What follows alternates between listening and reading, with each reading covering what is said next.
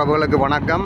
நாங்கள் பார்த்து கொண்டிருக்கிற இந்த இடம்தான் செம்மணி. அதாவது இன்று சர்வதேச ரீதியில் இலங்கையில் பேசப்படுகின்ற ஒரு இடம். அதாவது யாழ்ப்பாணம் மாவட்டத்தில் நல்லூர் பிரதேச செயலகத்துக்குட்பட்ட நல்லூர் பிரதேச சபை ஆளுகைக்குட்பட்ட இடமாக இந்த செம்மணி பிரதேசம் காணப்படுகின்றது. அதாவது A9 ரோட்டுக்கு அண்மையில் இந்த செம்மணி பிரதேசம் காணப்படுகின்றது. இந்த செம்மணி பிரதேசத்தில் தான் இன்றைக்கு இந்த பாரிய மனித புதைகுழி கண்டுபிடிக்கப்பட்டுகின்றது. இதற்கு முன்னரும் இந்த செம்மணியில்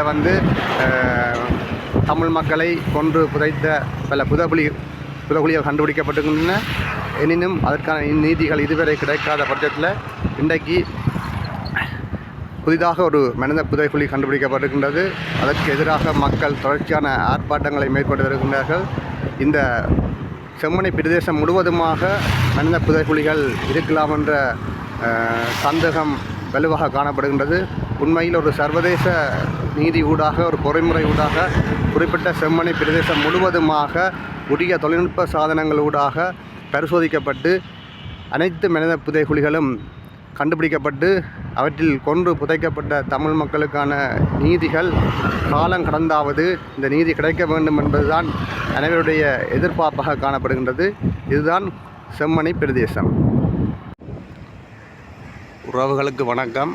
இதுதான் செம்மணி வளைவு.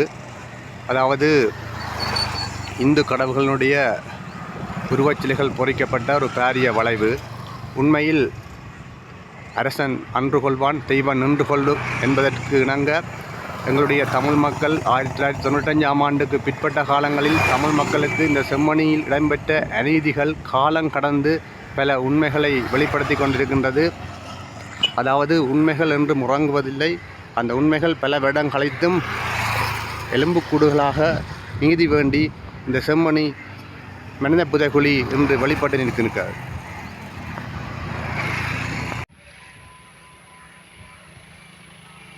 வணக்கம் உறவுகளே. நாங்கள் இப்போ பார்த்து கொண்டிருக்கிற இடம்தான் செம்மணி.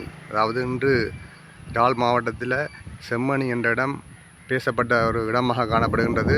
குறிப்பாக அதாவது தமிழின மக்களை படுகொலை செய்து புதைகுழிகளில் புதைத்த ஒரு இடமாக இந்த செம்மணி இடம் அடையாளப்படுத்தப்பட்டிருக்கின்றது.